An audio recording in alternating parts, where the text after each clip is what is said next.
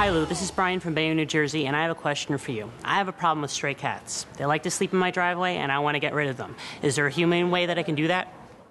All right, now I'm a dog person, not a cat person, but I would never want to hurt an animal. One of the most humane ways I know to keep, animals and rodents out of your yard is by using a sprinkler. Now, they actually call it an animal repellent, but basically it's a sprinkler with a motion sensor on it. It costs about 50 to 60 bucks. You stick it in the yard and you kind of point it to the area that's a problem. So whether it's cats, dogs, deer, whatever, the minute they cross the path of this motion sensor, bang, it hits them with some water, scares the living daylights out of them, and they're gone. And the one thing I know about cats is they do not like water. Here's an email from Chuck. What can I do to make the copper pipes of my hot water heating system look better? Is there a cleaner or solvent or brush to do this job? All right, now I know some people watching will probably ask the question, Chuck, why do you care what those copper pipes look like? But I know where you're coming from. We're sort of birds of the same feather. Years ago, we did a job for a guy, and we did all this copper work in the walls, and the plumber did a terrific job. He was so impressed that he actually talked to us about putting a window in the wall so he could see that nice copper piping. But of course, it's not going to last, as you have noticed with your copper piping. Get some steel wool, a little elbow grease, go back and forth on those pipes a little bit, and you'll shine them right up. Now, it's not going to last forever.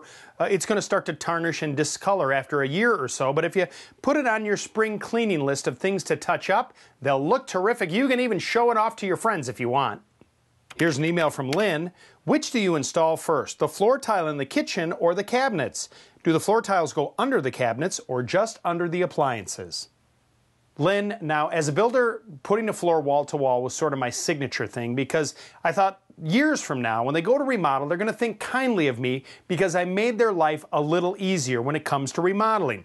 And the same holds true for your ceramic tile. You'll actually make the job a little bit easier. By laying the tile wall to wall, you'll have fewer cuts and, in my opinion, a better finished product. Then you can put the cabinets on top of that, shim it, and finish it off correctly. And then down the line, you'll have better options if you ever decide to remodel again. Here's an email from Bob. I have to replace some old shut-off valves in my basement, but I have to connect the new copper valves to a galvanized pipe put in the cement floor and up through the cinder block walls, so I can't replace the galvanized pipe. What's the best connection to use from copper to galvanized? Well, Bob, that would be called a dielectric union, which is what I'm holding in my hand here. So what this does is on this side, you can actually thread your galvanized pipe into it. And then on the flip side, you've got this brass bushing that you can slide your copper pipe in and sweat that joint.